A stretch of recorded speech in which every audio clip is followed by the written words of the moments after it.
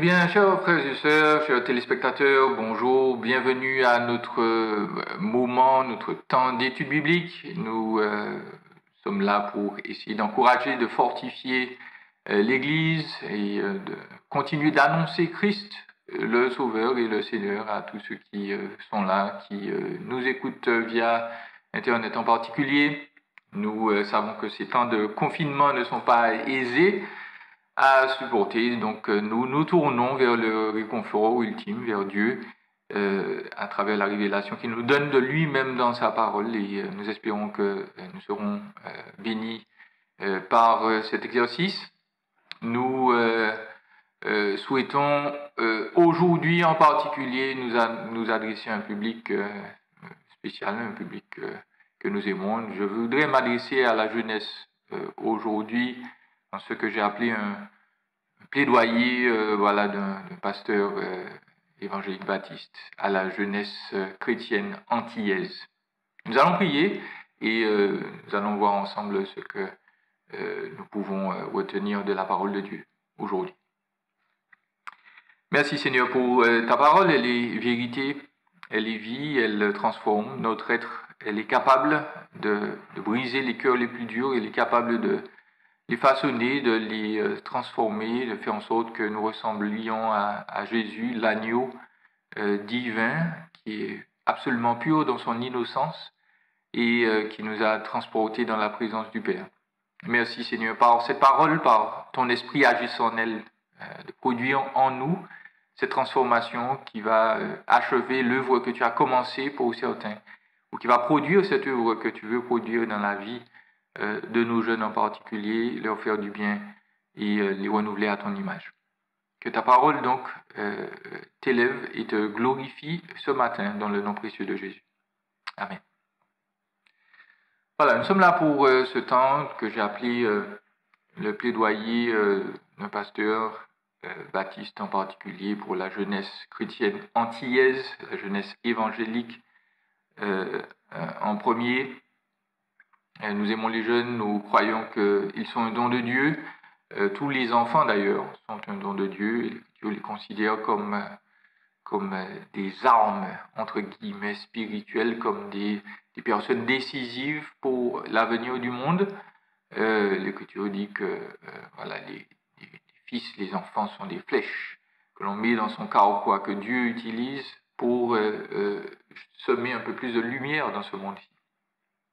Je voudrais juste rappeler, l'Écriture nous dit dans 1 Jean au chapitre 2, verset 12, et là, peut-être que Jean parle à une catégorie de maturité spirituelle, mais je pense que cela est valable aussi pour les jeunes. Il dit dans 1 Jean 2, verset 12, « Je vous écris, petits enfants, parce que vos péchés vous sont pardonnés à cause de son nom. Je vous écris, pères, parce que vous connaissez celui qui est dès le commencement. Je vous écris, jeunes gens, parce que vous avez vaincu le mauvais. Je vous écris, petits enfants, parce que vous connaissez le Père. Je vous ai écrit, Père, parce que vous connaissez celui qui est dès le commencement. Je vous ai écrit, jeunes gens, parce que vous êtes forts, que la parole de Dieu demeure en vous et que vous avez vaincu le mauvais. N'aimez pas le monde, ni ce qui est dans le monde. Si quelqu'un aime le monde, l'amour du Père n'est pas en lui. En effet, tout ce qui est dans le monde, la convoitise qui est dans l'homme, la convoitise des yeux et l'orgueil du richesse vient non du Père, mais du monde. Or, le monde passe, sa convoitise aussi, mais celui qui fait la volonté de Dieu demeure éternellement. » Voilà, je voudrais me présenter, certains ne me connaissent pas, je suis le pasteur Jean-Élie Moulin, j'ai 41 ans, je suis marié, et c'est à l'âge de 9 ans et demi, 10 ans que j'ai pour la première fois réalisé que j'étais un pécheur condamné devant Dieu et que, à moins qu'il ne me fasse grâce, j'aboutirais en enfer. Ce jour, donc le 2 janvier 1989, a transformé totalement mon existence. Et l'une des premières choses qui s'est produite, c'est que j'ai vraiment pris la Bible au sérieux. Mon père est pasteur, ou pasteur à la retraite, donc j'ai toujours vécu dans un environnement chrétien, biblique, évangélique, Et je connaissais déjà des versets bibliques à cet âge, mais la Bible n'avait pas vraiment son sens. Et je me suis mis à la lire. Et plusieurs années plus tard, j'ai ressenti cet appel de m'engager pour l'œuvre, appel que j'ai refusé de toutes mes forces. J'ai choisi une branche la plus éloignée possible de la Bible, selon moi. Je me suis mis à étudier les sciences. Je suis parti même en Guadeloupe pour fuir cette idée de devenir pasteur. Et Dieu m'a rattrapé là une nouvelle fois par sa parole. Plusieurs fois, je lisais des passages qui appelaient le chrétien véritable à tout abandonner pour servir son maître. Et après plusieurs mois de lutte, j'ai tout laissé tomber. Et j'ai pu m'engager dans le ministère. J'ai étudié la théologie pendant 5 ans et je suis revenu en Martinique donc pour servir le peuple de Dieu ici en l'an 2004. Et donc je suis revenu, j'étais assez jeune, j'avais 24, 25 ans. J'ai tout de suite été engagé auprès de la jeunesse. Et donc j'ai pu observer pendant de longues années les jeunes, leur évolution. Je ne pense pas que mon analyse soit totalement complète et peut-être totalement objective. Mais je sais que les jeunes sont importants aux yeux de Dieu, qui sont importants même aux yeux du monde. On essaye de les captiver, de les capturer par plusieurs éléments, par les médias, par la publicité, par la mode, parce qu'ils sont un élément moteur de toutes les sociétés. Et je voudrais donc que notre jeunesse puisse avoir le meilleur. Notre jeunesse antillaise en premier, et peut-être tous ceux qui m'écoutent qui sont francophones, c'est mon souhait que les jeunes puissent vraiment se développer, mûrir et paradoxalement peut-être pour certains profiter de la vie au maximum. Mais voilà, pour pouvoir y arriver, il faut pouvoir se concentrer sur ce qui est vraiment essentiel. Il faut obtenir les ingrédients, les briques essentielles de la vie pour pouvoir construire la maison de sa vie, que vraiment tout ce que l'on est, son ADN même, soit infusé des bons éléments pour pouvoir grandir, pour pouvoir glorifier Dieu surtout et avoir la vie épanouie que l'on souhaite. Et donc, il y a quelques éléments que je voudrais vous soumettre. Il y en a 5. Et je voudrais, premièrement, vraiment vous les donner, non pas premièrement selon une approche pastorale, mais peut-être une approche de grand frère, de quelqu'un qui est passé avant vous par toutes les phases que vous expérimentez maintenant, et quelqu'un qui, encore une fois, souhaite transmettre tout ce qu'il a reçu aux jeunes, parce que j'ai moi-même bénéficié de l'expérience d'aînés qui étaient avant moi et qui m'ont apporté beaucoup. Donc vraiment, prenez ces éléments non pas comme voilà le pasteur qui vous fait un sermon supplémentaire, mais vraiment comme une exhortation, un encouragement de grands frères, de personnes qui voudraient que vraiment votre vie soit la meilleure possible. Il y a 5 ou 6 éléments que je voudrais partager avec vous. Premièrement, pour que votre vie soit vraiment épanouie, il faut qu'elle inclue la repentance. Deuxièmement, il faut qu'elle inclue ce que j'ai appelé la répartition de l'évangile, le fait de propager, de proclamer qui est Christ. Troisièmement, si on veut vraiment avoir une vie épanouie dans ce monde-ci, et épanouie selon l'Écriture, eh bien, il faut développer ce qu'on appelle la résilience. C'est-à-dire la capacité de rebondir dans les difficultés, de ne pas se laisser abattre. Et puis quatrièmement, il faut toujours apprendre à se recentrer sur l'essentiel. Parce qu'on ne peut pas être centré sur Christ et puis, entre guillemets, avoir cela comme une position par défaut. Il faut apprendre au fur et à mesure de la vie à vraiment se recentrer sur Christ. Et puis, je voudrais vous parler de responsabilité. Si vous êtes jeune et que vous voulez vraiment être épanoui, il vous faudra vous responsabiliser. Et je voudrais terminer par le fait que si vous êtes jeune, vous devrez aussi apprendre à résister aux tentations diverses auxquelles vous pouvez faire face. Donc voilà, je voudrais juste développer ces 6 éléments-là avec vous. Et j'espère qu'ils vont vous faire du bien et vous motiver à vraiment vivre pour le Seigneur et que votre vie soit vraiment remplie de joie et de sa paix. Premièrement, donc, si vous voulez une vie épanouie, il faut vous repentir. Il faut vous repentir. Et je le dis avec beaucoup de respect, je le dis sans jugement, sans critique mauvaise. Beaucoup d'entre vous viennent dans les temples, dans les églises, en club de jeunes, et beaucoup d'entre vous ne connaissent pas Christ véritablement. Bien entendu, l'atmosphère vous plaît, vous avez des amis sérieux ou des camarades dans les églises, l'atmosphère est bonne, et puis peut-être que pour certains, vous venez simplement parce que vos parents vous ont dit qu'il faut venir et vous devez être là. Vous avez besoin de repentance. Vous devez vous repentir. Lorsque je vois certains jeunes, je les vois présents au temple, aux réunions diverses, même aux activités extérieures au temple, et je vois dans leur regard l'attirance qu'ils peuvent avoir. Jean nous en parlait pour ce qui se passe dans ce monde-ci.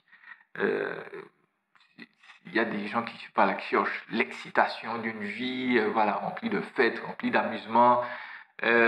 Pour reprendre l'expression de certains, ils veulent des paillettes dans leur vie. Et précisément, Christ n'est pas le centre de leur existence, il est juste en périphérie. Il est un élément décoratif, il est là, c'est sûr. La plupart d'entre nous vont dire que Dieu existe, que Jésus existe. Mais est-ce qu'il a une importance réelle et un impact réel sur notre vie? Je sais que pour beaucoup d'entre vous, ce n'est pas le cas.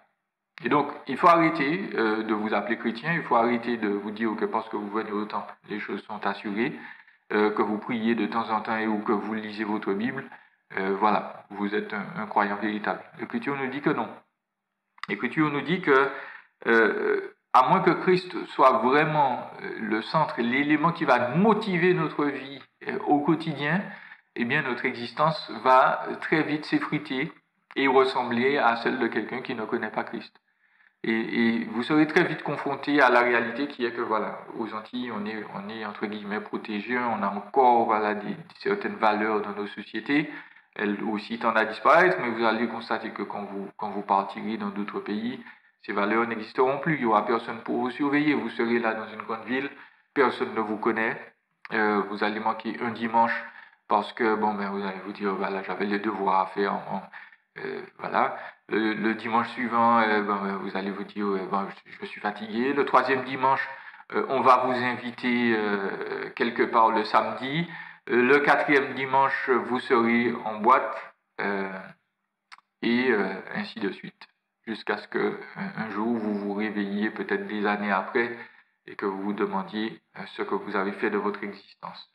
Si Christ n'est pas vraiment le centre, vous allez constater que ce monde-ci aura un impact sur vous et un attrait auquel vous ne pourrez pas résister. Et laissez-moi vous dire que vous allez vous amuser. Une fois que vous ne serez plus ici, que vous ne serez plus au temple, vous allez vivre sans contrainte, sans surveillance, sans morale peut-être aucune. Vous allez vous amuser, il y aura du plaisir, ce sera excitant, ce sera bon, et ce sera bon pendant des mois, pendant des années. Et puis un jour, votre conscience va vous rattraper. Si Dieu vous fait grâce, et vous allez vous réveiller et vous dire à quoi bon. Parce que beaucoup dans ce monde se réveillent un jour et se disent oui, j'ai expérimenté tous ces plaisirs et je n'ai jamais été satisfait. Et ce n'est pas ce que je vous souhaite. Et c'est pour ça que je vous invite dès aujourd'hui à reconsidérer la direction de votre existence, votre trajectoire. Est-ce que Christ est inclus et est-ce que Christ est au centre? Il faut reconsidérer aujourd'hui que votre péché vous atteindra. Quelle que soit la chose que vous faites qui est contre ce que Dieu demande, si c'est quelque chose que Dieu n'a pas commandé et que vous aimez la pratiquer, parce que c'est bien le problème du péché, eh bien, il y aura toujours des conséquences.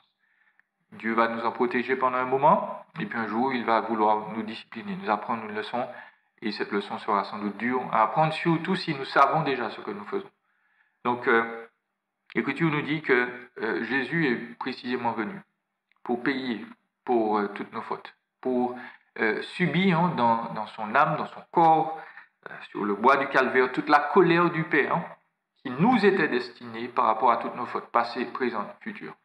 Et se repentir, donc, c'est reconnaître que Jésus-Christ souffre à notre place, qu'il souffre à cause de nous et que tous nos péchés sont placés sur lui et donc que lui, en échange, nous donne sa justice parfaite. L'Écriture nous dit que Christ nous donne sa perfection, sa justice.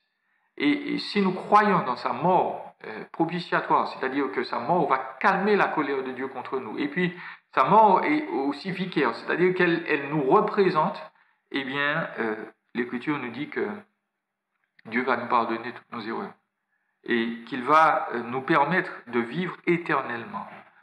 Celui qui croit en Jésus-Christ, il a la vie éternelle. Il n'y a pas besoin de deuxième expérience, il n'a pas besoin de longues prières, il n'a pas besoin de chants de louanges. Pour être transformé radicalement, il nous faut comprendre, croire que notre foi placée en Jésus-Christ sur le calvaire en train de payer pour nos fautes, notre foi placée dans la résurrection qu'il a accomplie en sortant de la tombe 3 jours après, eh bien ça seulement c'est suffisant pour que Dieu ne soit plus en colère contre nous. Et forcément, s'il n'est plus en colère contre nous, eh bien il nous aime d'un amour éternel, et il va faire en sorte que notre vie donc soit différente. Et c'est donc la chose principale que je voudrais dire à tous ceux qui ne sont pas convertis. Vous le savez véritablement dans votre cœur, où vous en êtes par rapport à Dieu. Celui qui croit en Jésus-Christ, celui qui croit au Fils, il a la vie éternelle. Celui qui ne croit pas au Fils, il n'a pas la vie, il ne la verra pas, et la colère de Dieu demeure sur lui. C'est la chose qu'il faut retenir. Je voudrais encourager tous ceux donc qui hésitent, qui ont besoin de se dimensionner par rapport à Christ. Eh bien, il faut vous repentir. Il faut que vous puissiez dire à Dieu, oui, je suis pécheur, ton Fils est mort pour moi, ton Fils est ressuscité pour moi, je crois que c'est ça qui me donne la vie et que je ne suis pas condamné par son sacrifice. Si cela est fait, véritablement, et vous n'avez pas besoin que je vous récite une prière particulière, vous pouvez simplement dire à Dieu, confesser, voilà, que vous êtes pécheur, mais que Jésus-Christ est mort et ressuscité pour vous. Si vous l'avez véritablement cru, votre vie va changer. Vous serez intéressé par Christ, vous serez intéressé par sa parole. Votre existence va être redimensionnée et vous allez vivre pour lui, pour ce qui lui plaît avant tout, et cela pour l'éternité. Et l'un des changements qui va se produire donc dans votre vie, c'est précisément que vous allez aimer Christ et vous allez aimer en parler. Et deuxièmement donc, il s'agit pour nous de répartir, de répandre l'évangile. Il y a des gens qui meurent dans ce monde, présentement. Ils ont le Covid-19, ils ont une autre maladie, ils ont des accidents. Ces personnes décèdent. Leur vie physique s'arrête. Leur vie spirituelle continue et ces personnes se retrouvent à l'heure actuelle dans un lieu de souffrance qui ne va pas être changé ou transformé, si ce n'est pour devenir un lieu de souffrance pire encore parce qu'il sera éternel. Ces personnes sont mortes sans Christ, sans l'avoir reconnu comme Seigneur et Sauveur de leur vie, sans avoir confessé qu'il est donc le seul moyen de pardonner leurs fautes. Et nous, en tant que chrétiens, avons un rôle à jouer dans ce domaine. Nous sommes les personnes que Dieu utilise pour leur parler. Et si nous sommes véritablement convertis, sauvés, donc nous aurons envie de partager ça à nos camarades de classe, à nos camarades de cours, à nos collègues de travail, si nous travaillons déjà. Le temps de confinement, donc c'est un moyen parfait de partager qui est Christ, de répandre l'évangile parce que précisément les gens se posent des questions. Se posent des questions quant à leur avenir. Vous êtes jeune, mais vous avez la capacité de parler de qui est Christ et de ce qu'il a fait pour vous et pour des centaines de millions de personnes dans le monde. Vos camarades de classe, est-ce que vous les avez contactés? Est-ce que vous leur avez demandé de réfléchir? Quelle est leur destinée éternelle? Où iront-ils après la mort? C'est le moment de leur partager Jésus-Christ. Et si on est vraiment chrétien, ça devient une priorité dans notre vie. Troisièmement, je voudrais vous dire que si vous êtes jeune, vous êtes capable de rebondir quelles que soient les difficultés. Vous avez sans doute pu voir qu'il y a des jeunes qui sont morts du Covid-19. Non seulement ici en France, mais dans d'autres pays du monde. Et l'Écriture nous enseigne donc que dans ces temps difficiles, celui qui croit en Christ, même s'il est jeune, a reçu la capacité de rebondir, de vraiment pouvoir ne pas imploser ou exploser dans les difficultés, de recevoir cette force que Dieu donne pour affronter les problèmes. On a deux exemples dans l'Ancien Testament, Joseph, Daniel.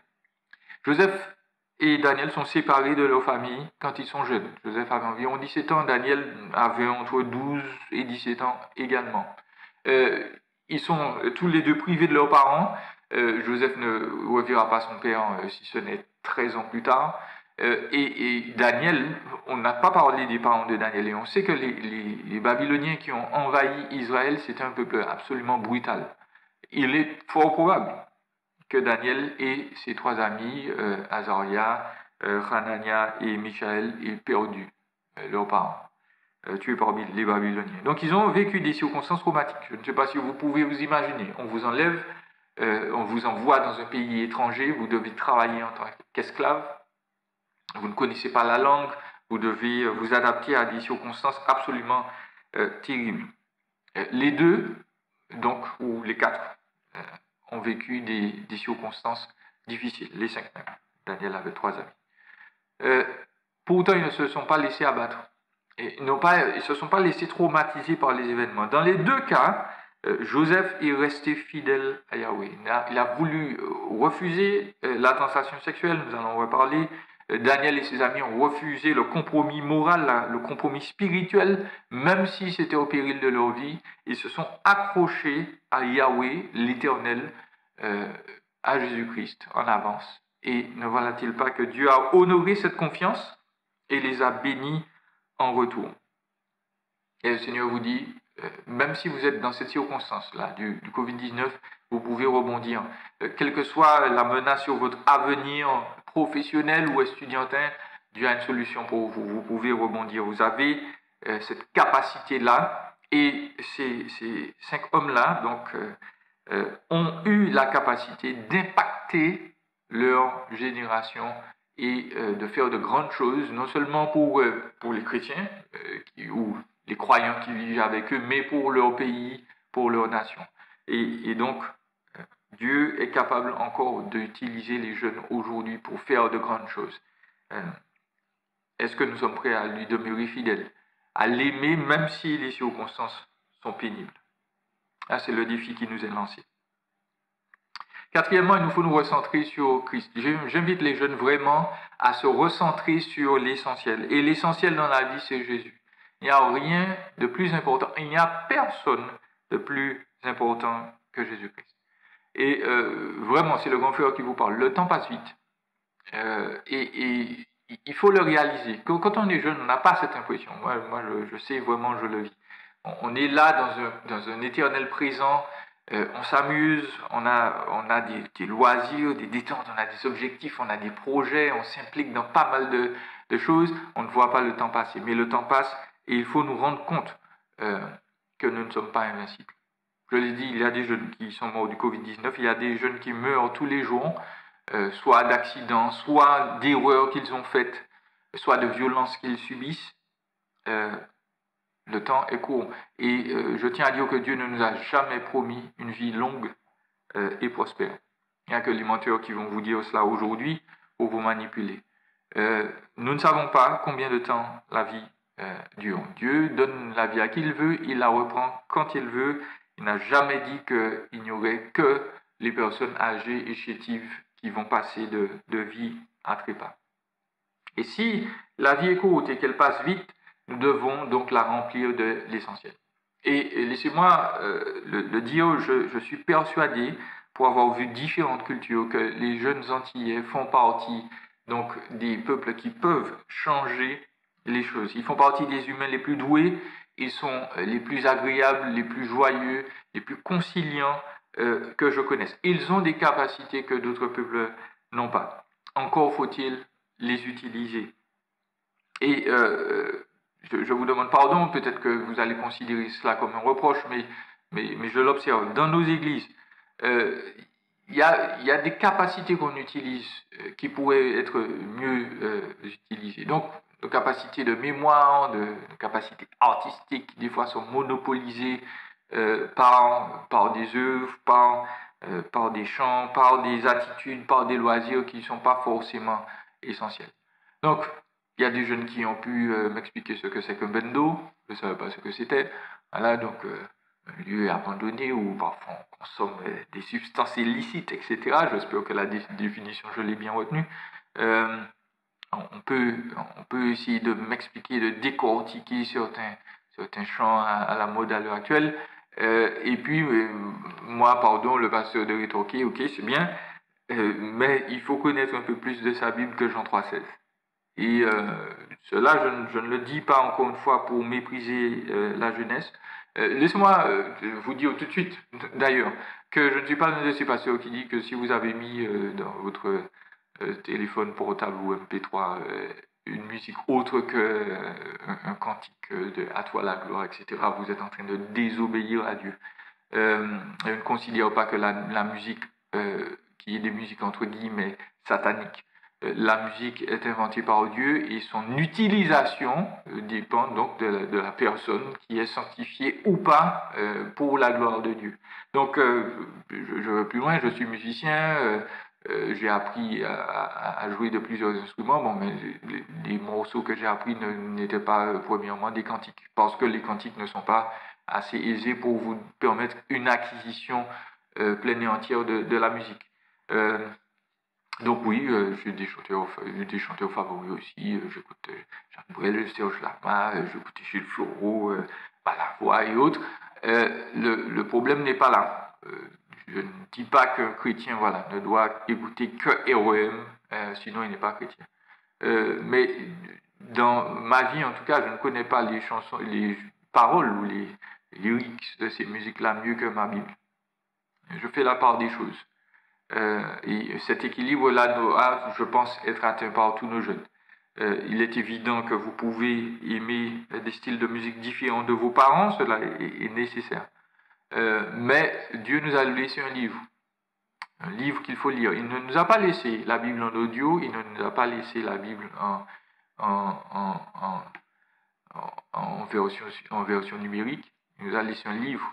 Il sait pourquoi. Et je sais que la Bible n'est pas parfois aisée à lire, mais vu qu'il l'a fait dans ce sens, eh bien, nous sommes obligés de nous y atteler, nous pencher sur ce livre-là. Pourquoi il nous parle à travers un livre? C'est pour nous faire réfléchir, c'est pour nous faire mieux réfléchir à qui il est, à sa manière d'œuvrer dans ce monde. Et à force d'imprimer dans nos pensées la manière de raisonner biblique, alors on pourra vivre mieux de manière équilibrée et sage dans ce monde-ci.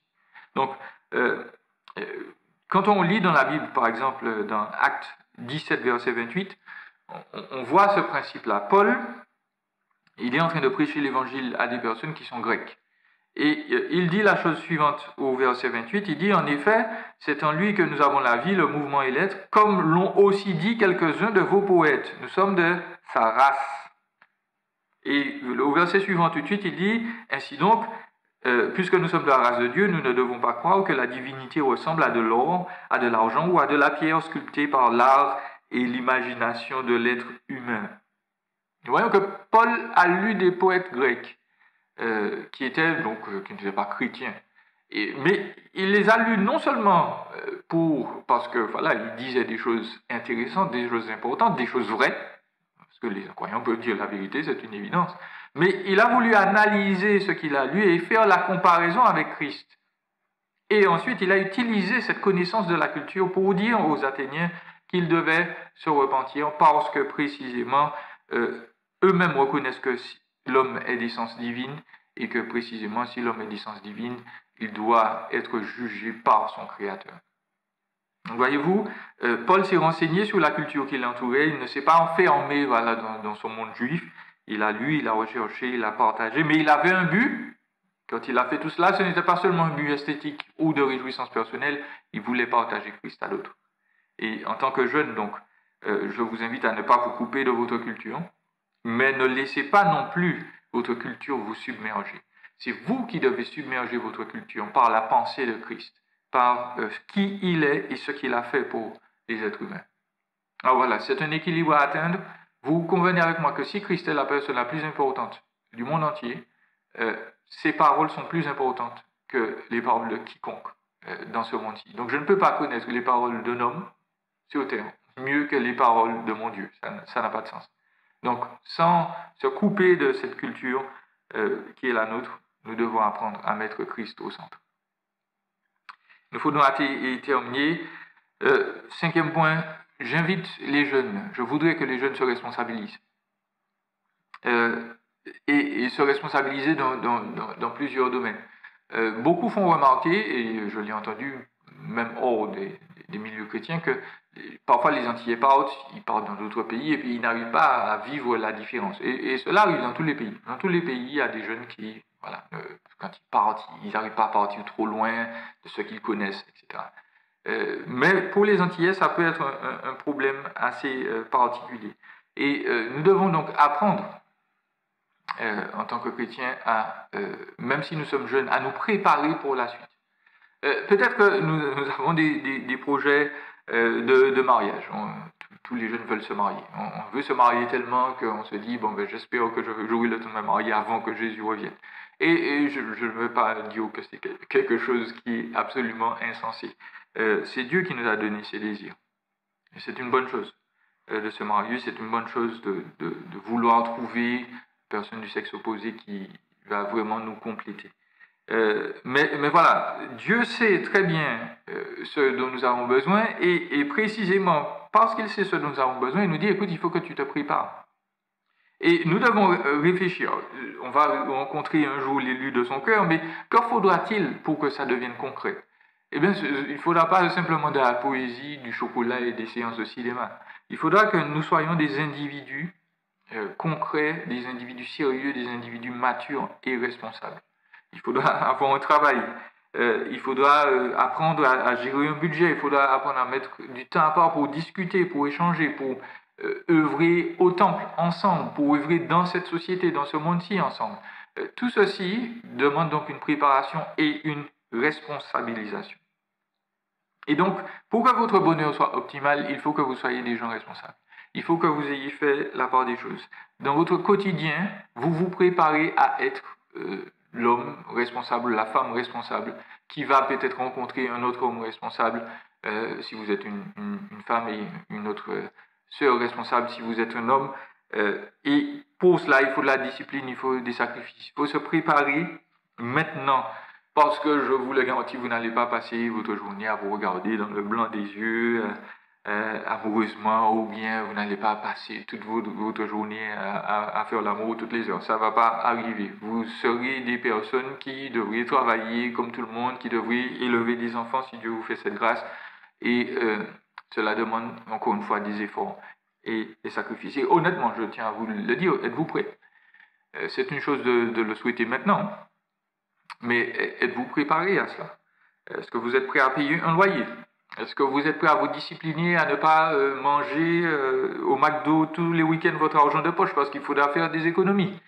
Est-ce que vous êtes prêt donc à vous examiner régulièrement lorsque l'autre va vous faire un commentaire, vous dire écoute, il y a telle chose à changer? Est-ce que vous êtes prêt à faire les sacrifices, à vous dire oui, il ou elle a raison, je dois faire des efforts sur moi-même? Est-ce que je suis quelqu'un qui est ordonné au quotidien, qui sait cuisiner, que l'on soit un homme ou une femme d'ailleurs?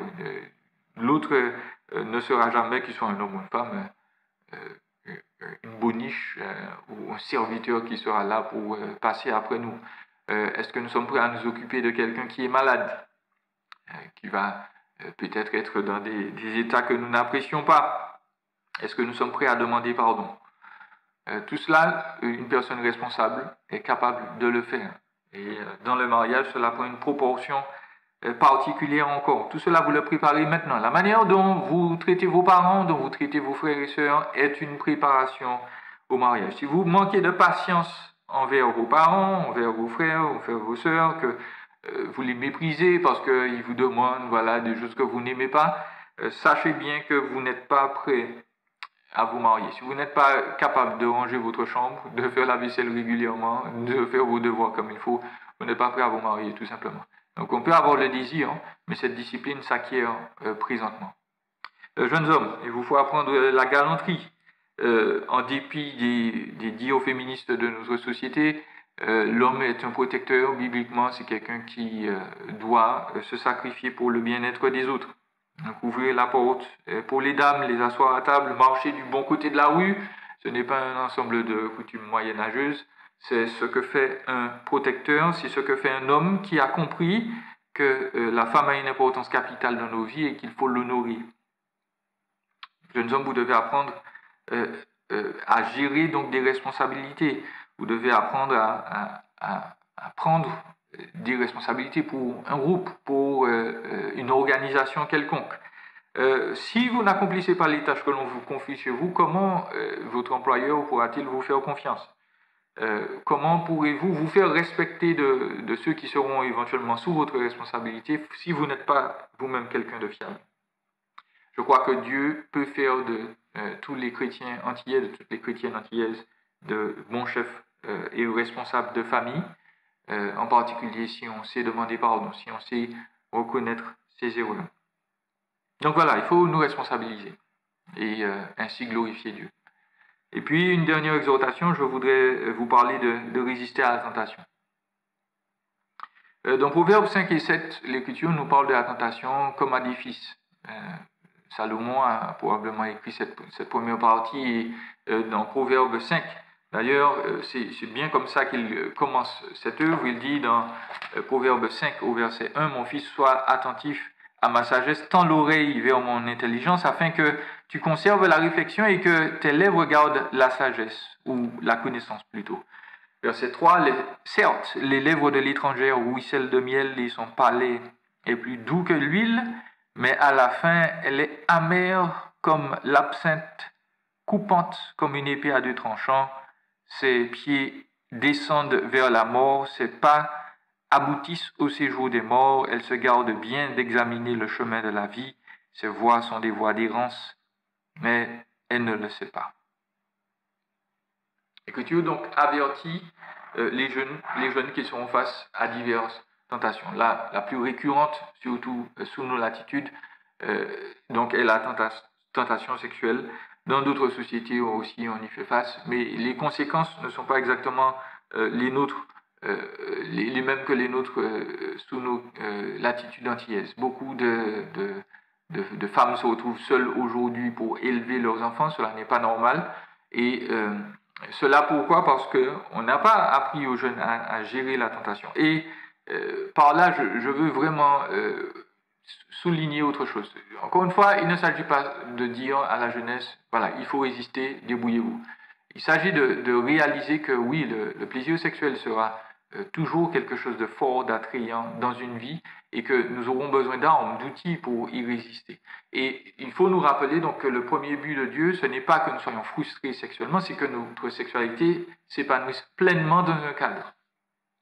Je le disais déjà au monde de mon assemblée, on a fait des expériences, on a donné à des enfants en bas âge, en maternelle, deux espaces. Il y a un premier espace qui était absolument grand, énorme, et on leur a dit, voilà, jouez, amusez-vous les enfants. Qu'est-ce qu'on a constaté? C'est que très vite, les enfants se sont rassemblés dans un tout petit espace. Au lieu d'occuper toute la place et de vraiment profiter de ce cadre énorme, large, eh bien, ils se sont mis dans un petit coin où ils se sentaient un peu plus à l'aise, où c'était plus agréable d'être ensemble plutôt que d'avoir cet espace énorme dont ils ne voyaient presque pas les limites. Au contraire, lorsqu'on a donné à des enfants un tout petit espace, eh bien c'est là qu'ils l'ont occupé et qu'ils ont pu respirer, ils ont pu avoir des activités individuelles, des activités ensemble communautaires, parce que le cadre était visible, il était plus restreint. Autrement dit, paradoxalement, lorsqu'on a du cadre, on occupe ce cadre et on se développe mieux. Et donc le mariage, c'est un cadre. Ce n'est pas une barrière, ce n'est pas une espèce de chaîne que l'on met au pied, au cou des individus.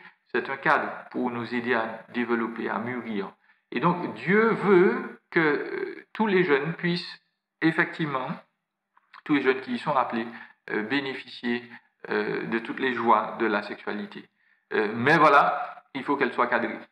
Un prédicateur disait, si vous prenez du feu et que vous le mettez sur du bois dans un feu de camp entouré de pierres, le feu sera fantastique. Vous allez pouvoir griller votre viande, vous allez pouvoir vous réchauffer, vous allez pouvoir chanter autour du feu, vous amuser pendant la nuit. Si vous mettez des herbes, vous allez même faire fuir les moustiques. Le feu est agréable parce qu'il est cadré. Mais si on prend du feu et qu'on le met partout dans une maison, eh bien, il va tout consumer. eh bien, la sexualité est comme cela. Elle est mieux gérée quand elle est cadrée. Et donc, l'Écriture nous dit, fais bien attention, les tentations vont se présenter à toi. Elles vont être agréables, elles vont être attirantes, elles vont être excitantes. Mais voilà, elles ne vont jamais donner ce qu'elles promettent. Et donc aujourd'hui, les tentations se présentent sous différentes formes. Dans le domaine sexuel en particulier, elles sont réduites aux machines, aux portables, aux tablettes et autres ordinateurs. Si vous voulez fuir la tentation, parce que c'est le moyen que va proposer l'Écriture, Proverbe 5, verset 8, passe loin de chez elle, ne t'approche pas de la porte de ta maison. Pour éviter cela, soyez honnêtes, soyez ouverts, soyez francs, contactez de vos responsables, contactez une personne, un ami peut-être qui n'a pas les mêmes problèmes et qui va pouvoir lutter, prier avec vous. On ne va pas vous juger, on ne va pas vous réprimander, mais on va ensemble établir une stratégie pour pouvoir lutter contre la tentation. Donc, si vous avez quelqu'un en qui vous avez confiance, vous pouvez faire le point avec lui, voir où vous en êtes, comment vous avez utilisé votre matériel informatique. Il faut mettre ça en place, garçon comme fille. Si c'est une tentation, il vaut mieux en parler pour être libéré de la fausse honte, de la fausse culpabilité et nous rappeler que Jésus-Christ a vaincu, est mort pour cela et nous donne la force de résister. Je voudrais parler aux jeunes filles. Le texte s'adresse là aux jeunes hommes, mais aux jeunes filles en particulier. Vous ne l'entendez peut-être pas assez chez vous, mais voilà, les jeunes femmes antillaises, elles sont belles, elles sont talentueuses. Pour beaucoup d'entre vous, vous êtes chrétiennes, vous vous dédiez au Seigneur de manière sérieuse. Il ne faut pas vous laisser distraire dans votre zèle pour lui. Ne cédez pas aux appels des beaux parleurs qui vont vous tenter donc de vous séduire pour obtenir de vous des faveurs sexuelles. Surtout s'ils ne sont pas chrétiens. Vous êtes des colonnes pour la vérité, vous êtes les filles de Dieu, donc vous êtes des princesses, vous êtes les sœurs de Jésus-Christ, vous avez de la valeur. Et cette valeur n'est jamais déterminée par votre esthétique. Cette valeur n'est pas déterminée par si oui ou non vous avez un corps qui est fantastique ou pas. Et surtout, cette valeur n'est pas déterminée par votre promiscuité. Proverbes 30 et 31 rappellent que la grâce est trompeuse et la beauté est illusoire. Mais la femme qui craint l'Éternel, c'est celle dont on chantera les louanges. Autrement dit, votre beauté, encore une fois, n'est pas liée à votre performance. Votre beauté est liée au fait que vous avez mis votre confiance en Christ et que lui seul est digne d'intérêt. Et cette femme-là, la femme vertueuse, la femme vaillante, la femme entre guillemets guerrière, la femme valeureuse qui a utilisé sa force pour servir Dieu dans le cadre qu'il lui a donné, eh bien, l'Écriture dit, Proverbe 31, verset 31, « Donnez-lui du fruit de son travail et qu'aux portes de la ville, ses œuvres fassent son éloge. » On va reconnaître votre beauté intérieure, on va reconnaître qui vous êtes vraiment si vous vous donnez à Christ à fond. Donc, je le redis, votre valeur est proportionnelle non pas à ce que vous faites, non pas aux compliments forcément que vous recevez, mais au fait que Dieu vous a aimé et a donné son Fils pour vous. Donc, le jour où un jeune homme va tenter de vous séduire, à vous dire que vous êtes magnifique, qu'il soit croyant ou pas, et qu'il va ajouter d'ailleurs au fur et à mesure de cette relation que vous tissez avec lui, si tu m'aimais vraiment, on aurait déjà fait X ou Y, ou bien il va vous dire, nous sommes mariés devant Dieu, donc maintenant nous pouvons coucher ensemble. Vous savez que ce jeune homme-là n'a pas d'intérêt réel pour vous. Il veut obtenir de vous des faveurs, mais il ne vous estime pas comme Dieu vous estime. Parce que Dieu vous promet le meilleur dans ce domaine-là. Donc, puisque vous êtes des princesses, des filles du roi des rois, vous méritez le respect en parole et en action. Je tiens à ajouter qu'un jeune homme qui vous respecte vraiment ne va jamais vous insulter. Et je pèse mes mots, jamais. Et il ne va jamais lever la main sur vous. Donc, quels que soient les sentiments que vous pouvez avoir pour lui, même s'il se dit chrétien et qu'il a eu ces attitudes dérogatoires, eh bien, il ne mérite pas qu'on s'attache à lui. Ce n'est pas quelqu'un qui va vous honorer et vous respecter comme Dieu l'attend. Et peut-être déjà que vous dites que vous ne pourrez pas vivre sans lui. laissez-moi vous dire que la seule personne sans laquelle nous ne pouvons pas vivre, c'est Christ. C'est Christ. Et si vous en êtes arrivé au point de considérer que votre vie est inutile sans un être humain en particulier qui n'est pas Jésus-Christ, eh bien, je pense que vous devez réexaminer votre valeur aux yeux de Dieu et réexaminer la valeur de Dieu à vos yeux. Parce que c'est lui seul qui est indispensable. Et aucun être humain, si ce n'est Jésus. Donc, les jeunes, il faut résister aux tentations. Et je voudrais m'adresser donc à tous ceux peut-être qui affrontent des tentations autres. Peut-être qu'ils ont des attirances pour des personnes du même sexe. Peut-être que ce sont des personnes qui sont liées par l'alcool, par les mauvais penchants, par les consommations de cannabis ou de drogue dure. On peut être chrétien et avoir tous ces problèmes. Je tiens à vous le dire, Dieu ne vous condamne pas, Dieu veut que vous vous repentiez, Dieu veut que vous changiez d'attitude et cela est possible. L'Écriture le dit dans 1 Corinthiens 6, versets 9 à 11, « Ne savez-vous pas que les injustes n'hériteront pas du royaume de Dieu? Ne vous y trompez pas, ni ceux qui vivent dans l'immoralité sexuelle, ni les idolâtres, ni les adultères, ni les travestis, ni les homosexuels, ni les voleurs, ni les hommes toujours désireux de posséder plus, ni les ivrognes, ni les calomniateurs, ni les exploiteurs n'hériteront du royaume de Dieu. Et c'est là ce que vous étiez, certains d'entre vous. Mais vous avez été lavés, mais vous avez été déclarés saints, mais vous avez été déclarés justes au nom du Seigneur Jésus et par l'Esprit de notre Dieu. » Fin de citation. La Bible déclare ceci. Les chrétiens peuvent et ont reçu la capacité de changer. Toutes ces attitudes-là ont changé parce qu'en Christ, ils ont reçu le pouvoir de triompher de toute tentation et de tout lien qui pouvait les retenir donc à des pratiques qui sont opposées à l'Écriture. Et donc, la Bible nous rappelle que vous avez cette victoire.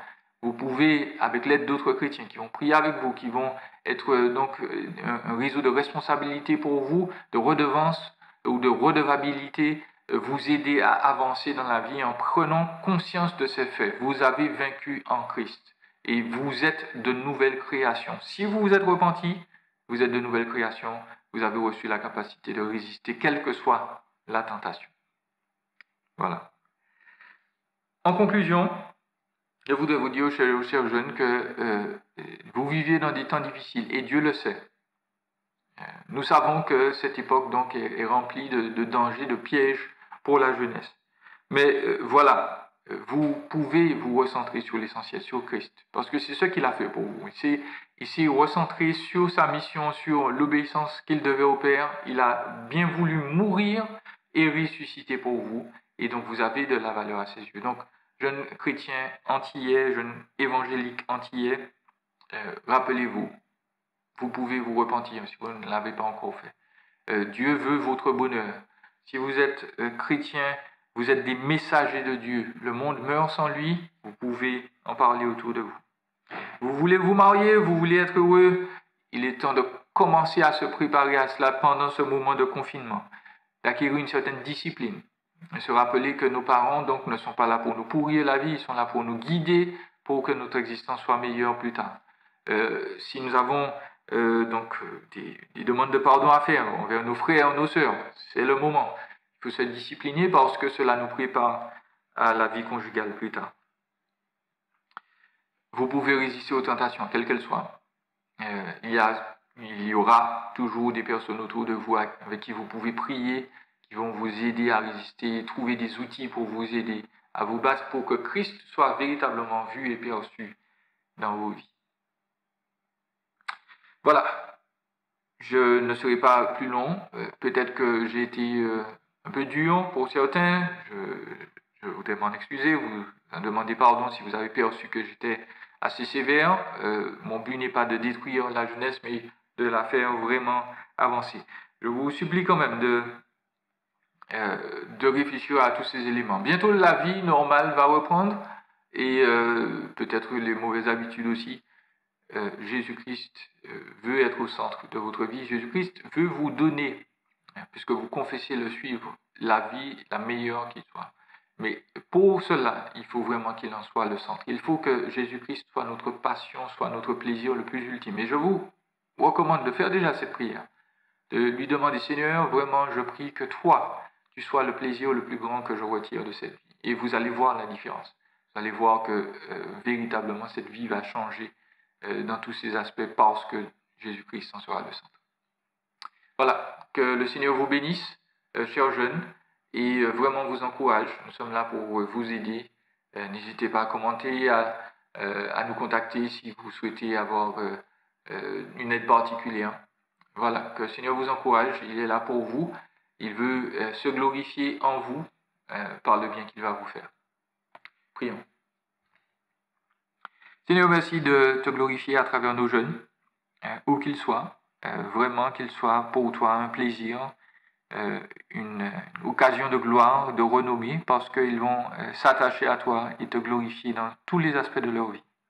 Je prie que tu les bénisses dans leur vie de tous les jours, dans leur préparation, peut-être ils veulent se marier, je prie que là aussi tu les bénisses grandement, que toutes leurs unions soient faites en toi, qu'elles soient réussies pour toi, qu'elles servent à proclamer ta gloire. Je prie afin qu'ils puissent acquérir pour cela de la discipline, qu'ils puissent être des personnes responsables, tout un chacun, que tu les préserves de la tentation, que tu les préserves du mal, que vraiment ils puissent t'honorer dans tous les aspects de leur vie. Et Seigneur, pour ceux qui ne te connaissent pas encore, qu'aujourd'hui soit l'opportunité de changer, de recevoir de toi cette assurance que celui qui a le Fils a la vie, celui qui n'a pas le Fils n'a pas la vie, mais la colère de Dieu demeure sur lui. Alors Seigneur, fais du bien à notre jeunesse, bénis-la richement, et que ce monde-ci soit transformé par leur présence et par ta présence en eux dans leur vie de tous les jours. Nous te demandons ces grâces dans le nom de Jésus. Amen.